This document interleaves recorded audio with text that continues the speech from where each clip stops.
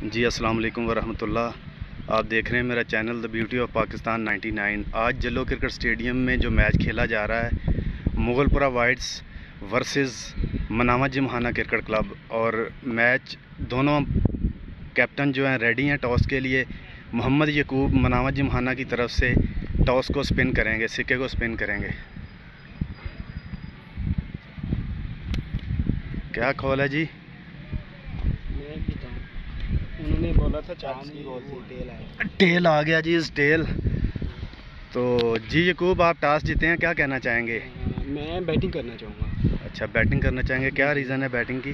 Batting की reason एक तो विकेट भी अच्छा है, ठीक हो गया, वेदर भी अच्छा है, ठीक हो गया। ऊपर से अपने सिस्टम जो मेरी पिछले मैच में हम लोग खेले हैं, थोड़ा सा बॉलिंग की वजह से लैग कर गए हैं। बैटिंग ठीक थी हमारी, हम बैटिंग करना चाहेंगे इस पर। 35 ओवर का ये मैच है, तो आप मुगलपुरा वाइट्स को कितना टारगेट देना चाहेंगे?